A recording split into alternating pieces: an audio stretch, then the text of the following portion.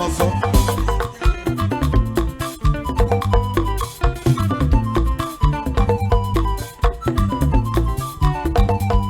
O nwere onye bụ onye Chukwu mereze ya magọtaba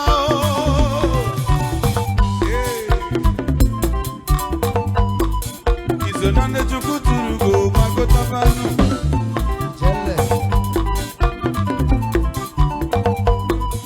onye bụ onye chi mereze ka anyị kiri be m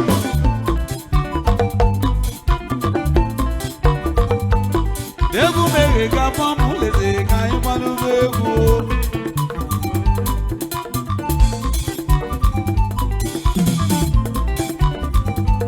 ya bụ egwu eghe egwu bụ n'ọgụ nnu na mmanụ ije ije si na-egwu eghe egwu Chineke mụ ka anyị gbalụba oke bụ ebili aka mbụ leze ebilitego olile a na-agba aka egbe eluigwe ka ịmalụkwa amalụ anya ya na-egwukwa ka irefu ka ịmarụkwa Jehova asụsụ kwesịrị onye mụrụ amụ bilie n'ọnwụ oyiyo tali tali tali tali takumi tali tali tali tali takumi tali takumi mamụla nwụ wee balie n'ọnwụ tali takumi mamụla nwụ wee balie n'ọnwụ Jesus bụ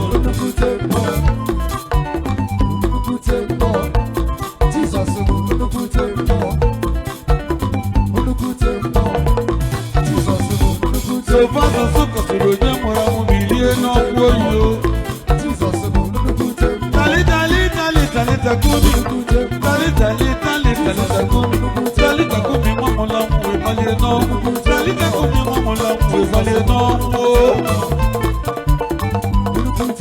ọ bụrụ onye bụ owetinye peta anya mepe ọ nụrụ na Lazarus anwụrụgo owetinye agọzi mebeliri ya otu aka ka oweliri Lazarus malite ọdezi abụrụkwa hawa ebiri mmiri na tụgịbụ ka amalụkwa amalụ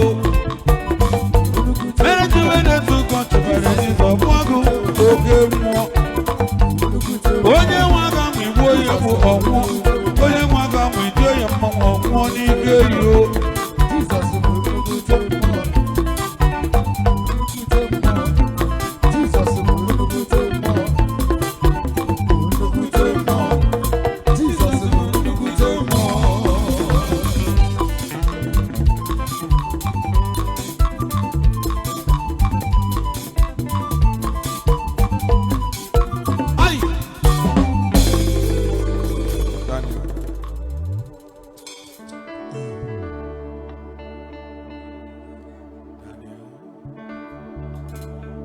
Kelee na onye kere igwe n'ụwa kelee na onye kere igwe n'ụwa kelee na onye kere igwe n'ụwa kpọrọ ya isi n'ala kelee aka mkpu na-eche mba ọkọdọ mkpu Jona kelee ọmaga obi donye kpọrọ ya isi n'ala unu kpọwara ya isi n'ala onye ọma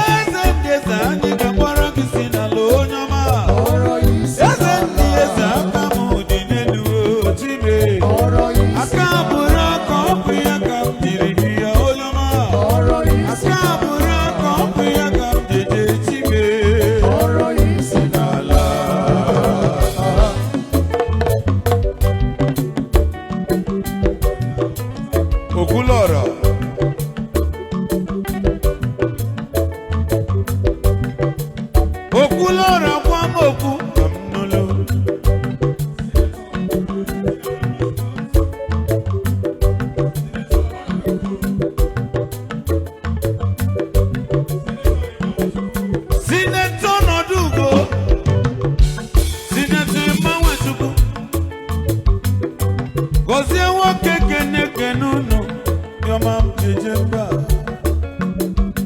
alusine tayi ogwa yitulagwa Gozie Okeke na bono negu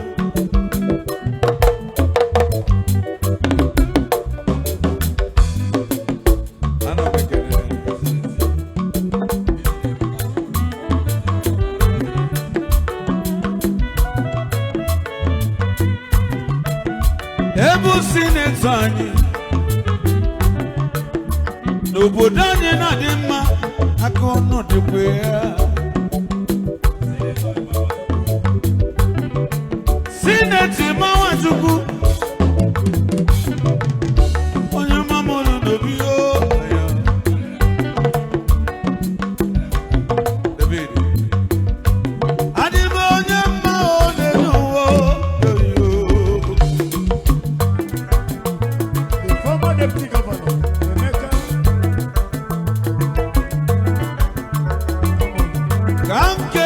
His Excellency, the former Deputy Governor of Anambra State, Chief Emeka,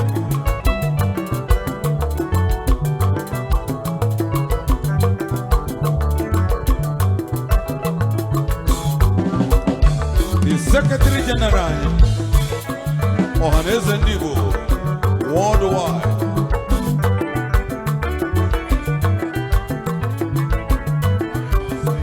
Honorable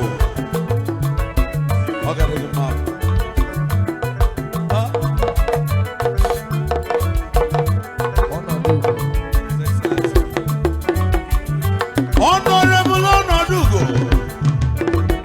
Yana His Excellency Onumekele Ogadilunu Nama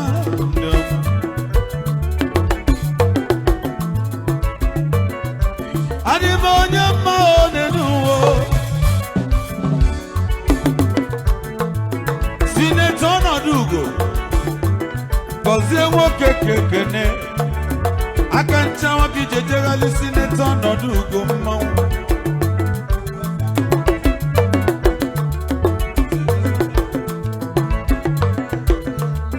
Senator Onodugo Ogadiligi Mmonwu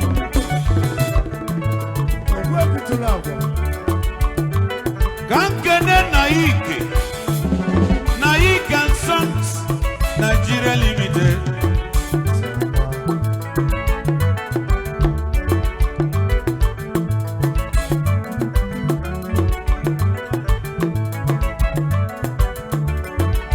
Onyoma Naike and Sons Nigeria Limited Gozie Okeke na Bogidewu Oyimo Ije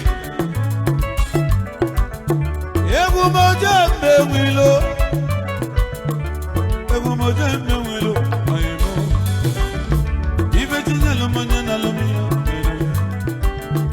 Obazi Chikalu Madu Kokeli Fogabo Ụmụnwaanyị ka njụ oli Ụmụnwaanyị ka njụ ajụjụ a na-ebu afọ ime aka Ugochara tụọ nwere otutu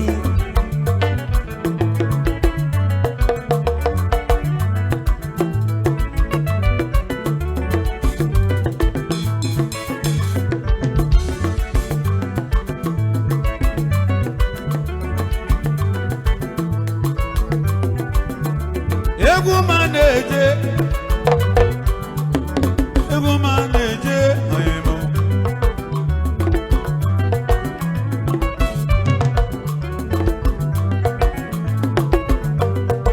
Adịm onye mma onye n'ụwa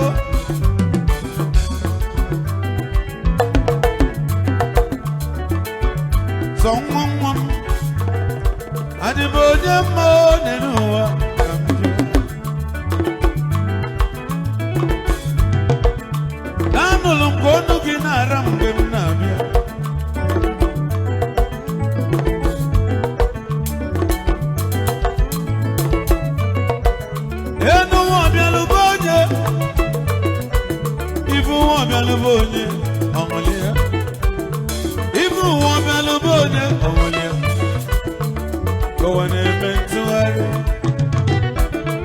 bụ onye ọ dịlị mma tata ka ọ ga-adịlị mma echi.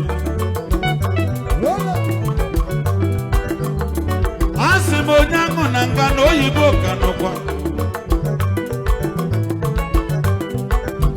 Onye jikwa n'uwe m ọnụ na oyibo ka nọ. O nwere onye m ife ji ga-abụ onye m uche gị ama uche gị.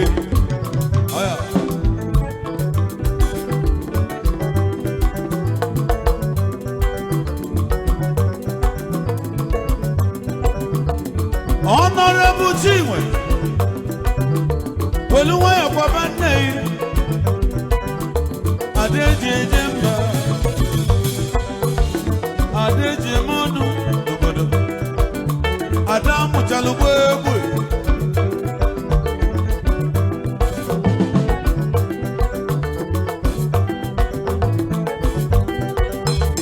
nwoke ka nwaanyị ike.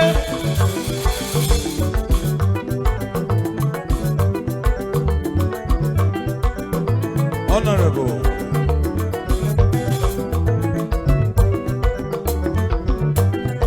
Oya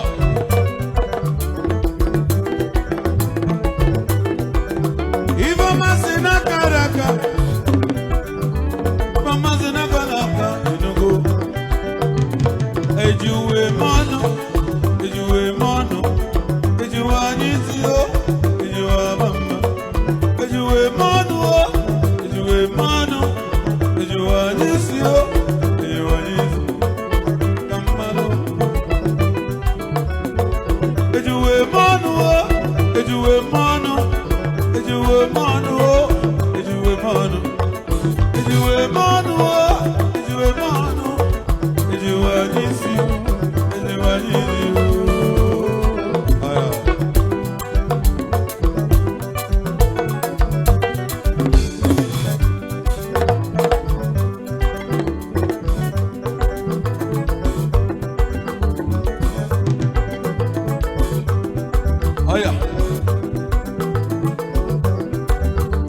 Ụbọchị chikelu mmadụ kokeli vọgabụ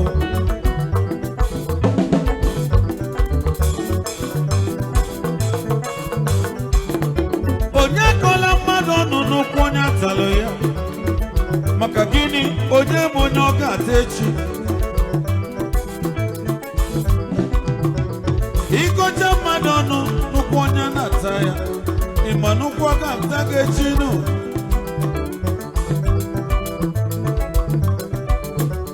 Ife anyị ji gbakọ n'ebe a be nna m ife Solova na aṅụli mana mama anyị nọ n'igwe.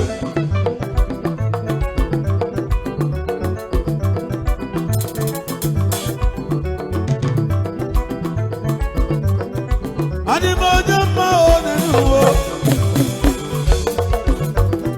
Zele zele zeba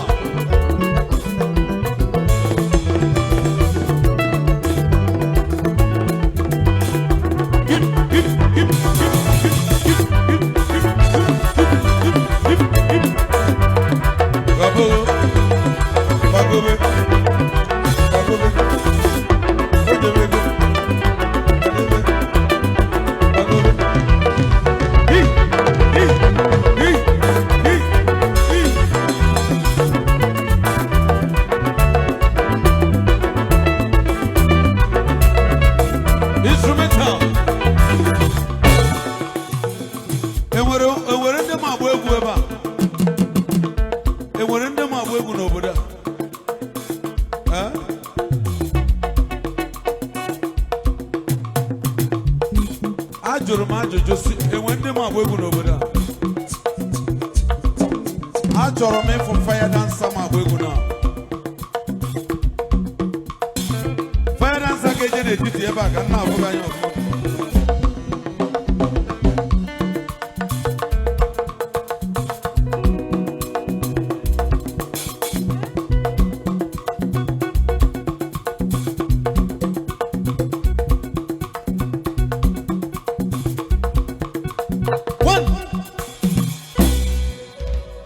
Ọsọkwa gị cheki ihe mo, ọsọ gị asa ezi ihe mo, Oluwa na-atụkwa ndụ m mmanụ. Danjakolo, Danjakolo, Danjakolo.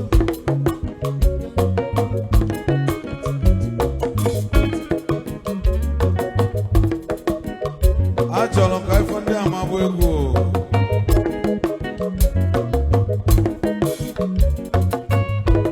Papa Lolo, jee anụ n'ụzọ ka mfụ ndị na-agba egwu.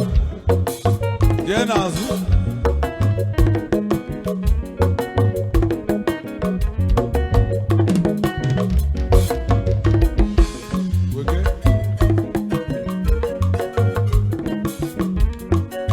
Ọzọkwa gị cheki ihe mo, ọsọ gị eze esi ihe mo, eluigwe na-atụkwa ndụ m mmanụ.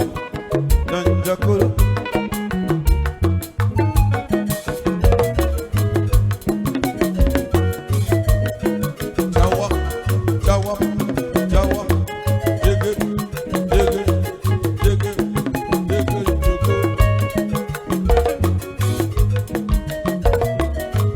Ọkụ na-enwu n'isi ya dịka ụbọchị Pentikọst.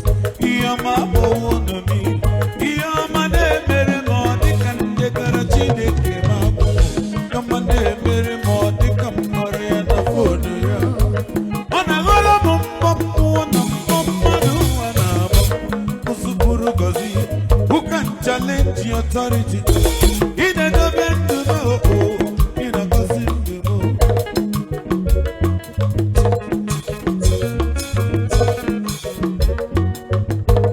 Ọ na-aghọrọ m mbọ mmụọ na mbọ mmadụ ụwa na-agba. Ụzụbụrụ Gozie, who can challenge the authority?